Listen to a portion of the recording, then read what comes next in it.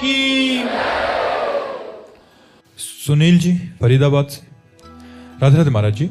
महाराज जी, मैंने चारों धाम, 12 ज्योतिर्लिंग, मानसरोवर यात्रा और अमरनाथ यात्रा पूर्ण कर ली है, फिर भी लगता है कुछ अधूरा है महाराज जी।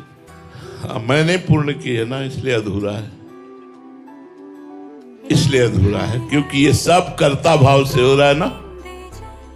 कहीं एक शब्द नहीं लिखा निकला आपका कि महाराज जी भगवान की कृपा से, गुरुदेव की कृपा से, संत की कृपा से मुझे ऐसा ऐसा सौभाग्य प्राप्त हुआ कि मैं चारों धाम का, 12 ज्योतिर्लिंग का, अमरनाथ आदि पवित्र यात्राओं का जो सौभाग्य मुझे भगवान ने दिया वो गुरु कृपा से मिला, हरि कृपा से मिला। अरे एक अधूरापन सा लग रहा है। तो उसका उत्तर दूसरा था, शब्द का ही उत्तर है। इसमें करता है ना, करता है तो पुण्य हुआ, पुण्य हुआ तो उसका सुख लाभ संसारिक होगा, ना कि भागवतिक। अगर प्रभु की कृपा मिला ली जाए और दैन्य भाव से यात्रा की जाए और भगवान को समर्पित कर दी जाए तो ये बात नहीं आएगी कि कुछ अधूरा रह गया है, अभी नाम नहीं चल रहा, भगवत समर्पण नहीं है, भगवत कृपा का प्रतिपल अनुभव नहीं है। यही अधूरापन है। पूरापन तभी होता है जब कृपा का अनुभव होता है।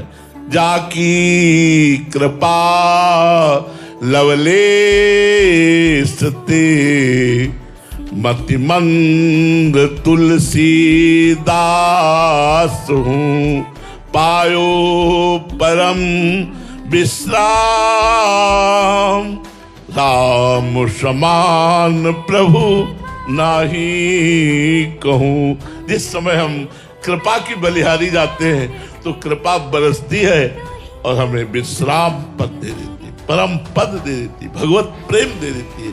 तो अभी भगवान के प्रति समर्पण की कमी ही आपको अधूरापन का अनुभव करा रही है। संत समागम करो, इसीलिए संत समागम के सामने तात स्वर्ग अपवर्ग सुख धरी तुलाए कंग, तूलनताए सकल मिली जो सुख लव सत्संग। एक क्षण में तुम्हारी बुद्धि को परिवर्तित करके भगवान में स्थित कर दे, वो सत्संग। सत्संग कौन? जो तुम्हारी बुद्धि का परिवर्तन करके सच्चिदानंद भगवान में स्थित कर दे, उसे सत्संग कहते हैं। नहीं तो सब वार्ता है, सब वाणी का विलास मात्र है। यदि परिवर्तन नहीं तो सत्संग कैसा? सत्संग वही जो परिवर्तन कर दे, शब्द घुस जाए तुम्हारे दिमाग में और जबरदस्ती तुम्हें भगवान का दास बना दे, उसे सत्संग कहते हैं। अगर ऐसे संतों का संग मिल जाए तो अधूरापन खत्म हो जाए, क्योंकि निरंतर भगवान का नाम जप करना, भगवान का स्मरण करना, ये सबसे महत्वपूर्ण बात है। और भगवान की कृपा का अनुभव करना, हर क्षण भगवान की कृपा का अनुभव करो। मनुष्य जन्म से लेकर अभी तक भगवान की कृपा ही कृपा आपके ऊपर बरस रही है। आप कृपा का अनादर कर रहे हैं, कर्ता भाव करके, मैंने ये किया, मैंने ये किया, इसीलिए वो कृपा आपके ऊपर फलीभूत नहीं हो पा रही है। अगर कृपा का आश्रय ले लो तो फिर पूरा अनुभव होने लगेगा आनंद का, अधूरापन खत्म हो जाएगा। आयुष शर्मा जी जयपुर से। राधे राधे महाराज जी। महाराज जी, क्या दृष्टा व साक्षी बनने के अभ्यास से कर्मातीत अवस्था को पा सकते हैं? जी, क्योंकि कर्म त्रिगुण की प्रेरणा से शरीर से होते हैं, स्थूल शरीर, सूक्ष्म शरीर और कारण शरीर से। किसका प्रश्न है? हाँ, जो कर्म होते हैं वो 3 गुणों की प्रेरणा से स्थूल शरीर, सूक्ष्म शरीर और कारण शरीर के द्वारा होते हैं। और जो दृष्टा है वो इन तीनों शरीरों से अलग है। जैसे मैं दृष्टा हूं, आप करता हो, तो आपको फल भोगना पड़ेगा कि मुझे भोगना पड़ेगा? आपको भोगना पड़ेगा ना, क्योंकि करता आप है, मैं तो दृष्टा हूं ना। तो दृष्टा निरपेक्ष है, दृष्टा असंग है, तभी वो दृष्टा होगा। वो दृष्टा मैं हूं और कर्ता प्रकृति है। गुणानुगुण वर्तन्ते मनुष्या पार्थ सर्वसा। गुणों में ही गुणवरत रहे हैं। त्रिगुण के रचित, त्रिगुण में प्रभाव से प्रभावित होने वाला ये शरीर और त्रिगुण इसी से सारे कर्म हो रहे हैं।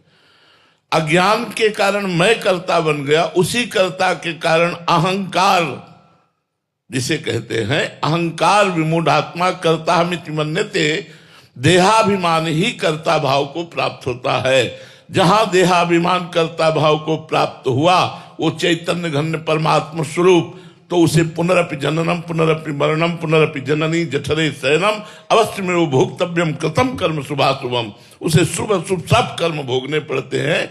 यदि वो अपने दृष्टा स्वरूप में रहे तो प्रारब्ध भोग शरीर भोगेगा, कर्ता न होने के कारण क्रियमाण निष्फल हो जाएगा, और ब्रह्म साक्षात्कार के बाद उसके सम्यक रूप से संचित कर्म भस्म हो जाएंगे, तभी वो मोक्ष को प्राप्त हो जाता है।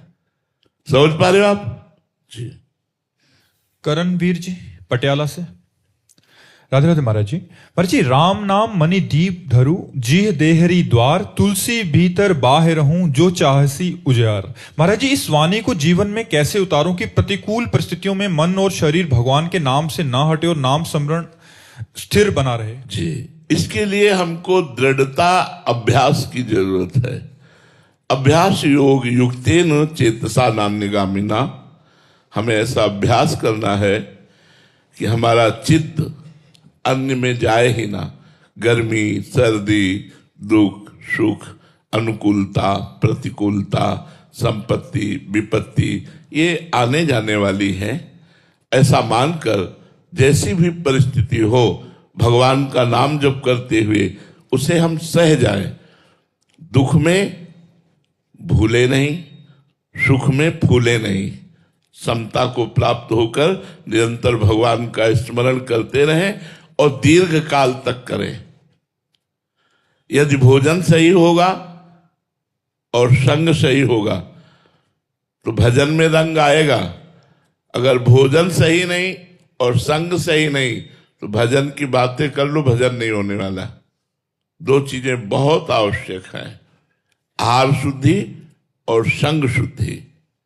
अगर संग शुद्ध है हमारा, मोबाइल से या बाहरी या आंतरिक वृत्ति से या बाहरी व्यक्ति से हमारा संग शुद्ध है और आहार शुद्ध है, तो हम भजन में निश्चित प्रवृत्त हो जाएंगे और भजन धीरे धीरे खुद अनुभूतियां देने लगता है, जिससे हमें किसी से पूछना नहीं पड़ता, परमार्थ का मार्ग पुष्ट होता रहता है। तो संग साधु, सर्वथा असंगोहम पुरुषा, सर्वतो मनुष्यो असंगात संगम च साधुषु। सबसे असंग, अगर संग तो संत पुरुषों का, मन से भी और तन से भी। तन ही राखी सत्संग में तो मन ही प्रेम रस भयो, सुख चाहत हरिवंश हित तो कृष्ण कल्प तरुष्यो। जो समस्त कामनाएं पूर्ण करने वाले हैं, ऐसे कल्प तरु स्वरूपा प्रणत कामदम पद्मजार्चितम धरणि मंडनम ध्येयमापदी। ऐसे प्रभु के चरणों का ध्यान करो, उनका भजन करो, उनका नाम जप करो। तो जो राम नाम मणिदीप धरी, तो इसे धरो, राम राम राम राम राम राम राम, पहले वाचिक, फिर उपांशु, फिर मानसिक, तब आपकी धारा बन जाएगी। अभ्यास करो, खूब अभ्यास करो। जैसे गरीब आदमी धन कमाने के लिए ओवर टाइम भी काम करता है, ऐसे हमें जब समय मिले तब हम नाम जप करें। समय अपना बचाएं प्रपंच से, भोगों से, गंदी बातों से, और वो समय हम प्रभु में लगाएं और जो कर्म करें वो कृष्णार्पणम वस्तु करें, तो हमारा भजन बढ़ने लगे, तो हमारा हृदय आनंद से युक्त हो जाए।